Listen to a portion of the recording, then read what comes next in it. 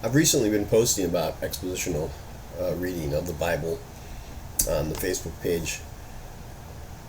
And so what I find that is so important about using this method in reading books and letters of the Bible is because it's reading it in context.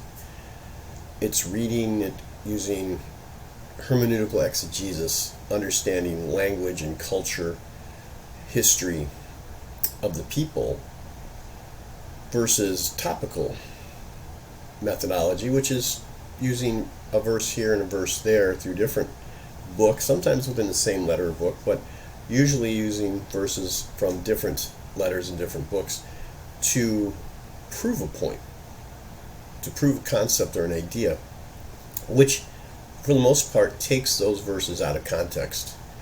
And I think it's really important for us to read it in context and understand what the author was trying to tell us, what the original intent was, rather than us trying to interject what we believe. The word exegesis means to allow the text to actually speak to you. The opposite is called eisegesis, in which we interject our own biases and beliefs into the text, basically seeing what we want to see. I think it's important to do this because I think we've gotten some things wrong when understanding the Bible and the New Testament in general, and I could spend the next 2 hours orating about it, and I know that these videos are not long enough to do that. So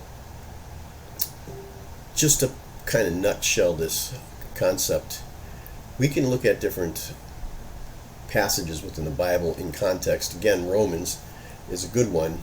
Romans is a book written, it's the last book written by Paul, or letter I should say, and he's writing it to anywhere from 2 to 3 small churches in Rome, and they're mostly Gentiles that he's speaking to. And we have two letters in the New Testament, Romans and Galatians, and they have 2 different points. In Galatians, Paul is trying to stop Judaizers from trying to convert Gentile believers into Jews, into Judaism to be more precise. But in Romans, he's trying to get the Gentile believers, the majority believers in these churches, to have an understanding about Hebrews and Jewish faith, because now we're starting to see tensions grow between the two groups. And what happens is we misunderstand Paul's intentions and we misinterpret what he's trying to say. One good passage is in Romans, and I can't remember the exact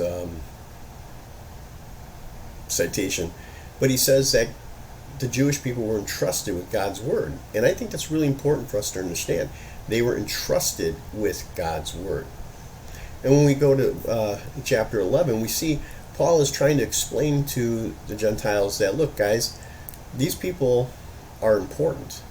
They were made to become stumbling blocks. Now, when I say they were made, it's not like from the beginning, but part of the plan was for them to get to that point of being stumbling blocks.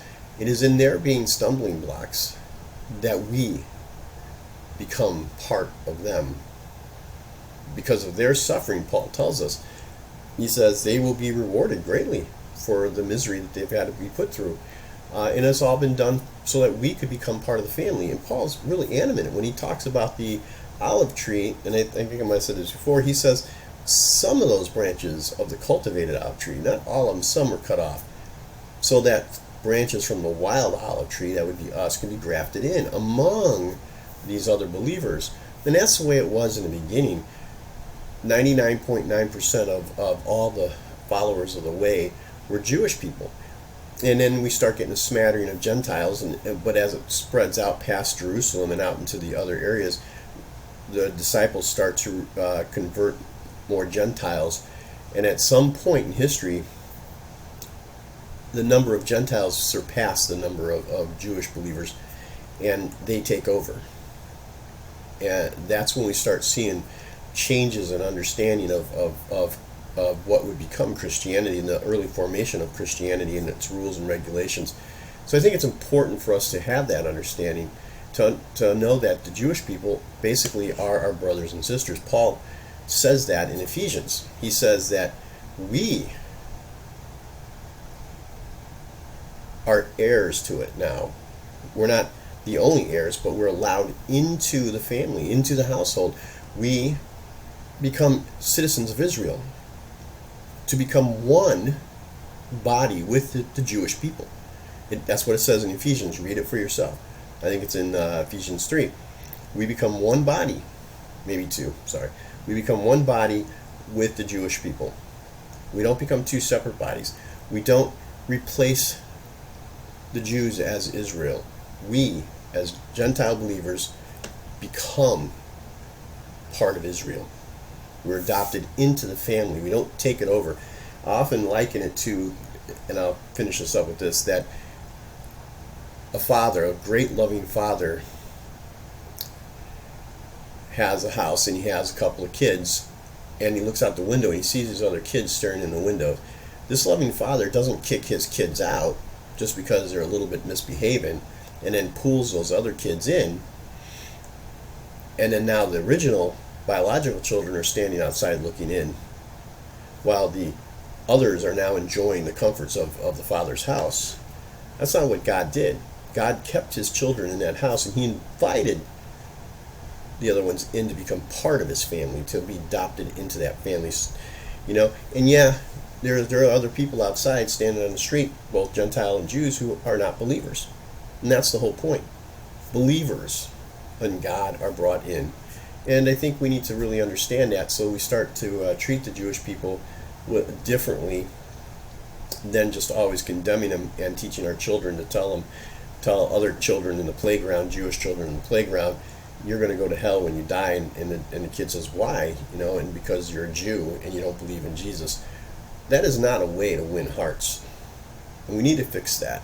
And I think if we had a different scenario 1700 years ago, and the early Greek fathers didn't come in with their Greek philosophy, I think the whole ballgame would be different.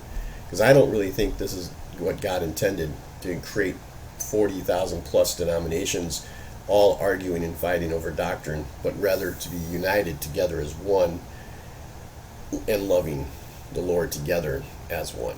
Well, there you go. That was a little bit longer than I anticipated, but we'll let it go.